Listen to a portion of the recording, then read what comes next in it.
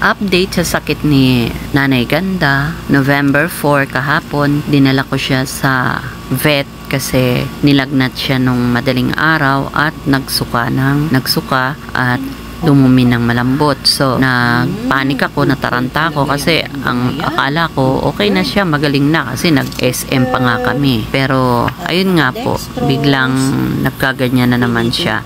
Nung dinala namin kahapon or nung November 3 sa vet kasi tiningnan yung dugo niya uli kung okay na. Sabi naman ng doktor, okay na daw. Yun nga po, kinunan siya ng dugo at umiyak siya. Kaya naisip ko, baka nung kinunan siya ng dugo ay na-stress siya. Dahil pag uwi nga namin ng bahay, nung kinagabihan, nilagnat na siya.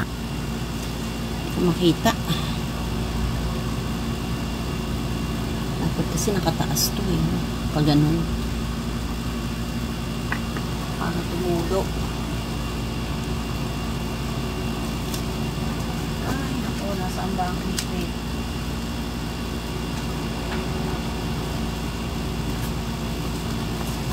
Ayan, tatas natin dito.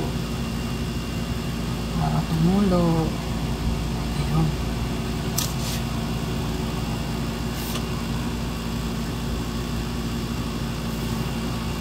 Kain na. Ay, gusto niya lumakas. Sige na, baby. Kain na yan. Gusto niya kasing magpagaling.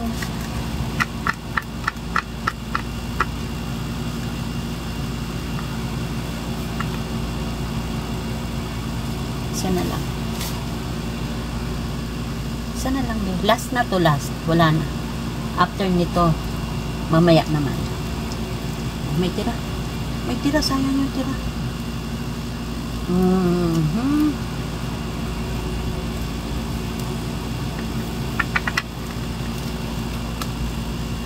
Huwag ka nang ma-stress kasi ang gusto ko lang naman gumaling ka.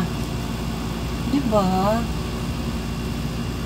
Kala ko tuloy-tuloy na yung paggagaling mo Ano nangyari? Bakit bigla kang nagkasakit? Ay biglang nilagnat ka. Baka nabinat ka, nag-SM ka, be. Nilagnat ka? Inom tubig. Tulungan natin yan, dextrose. Kahit naka-dextrose, kailangan kakain, no? Para lumakas. Ayan,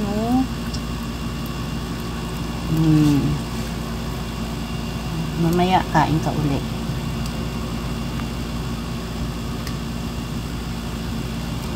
Sisend natin ito sa mami mo.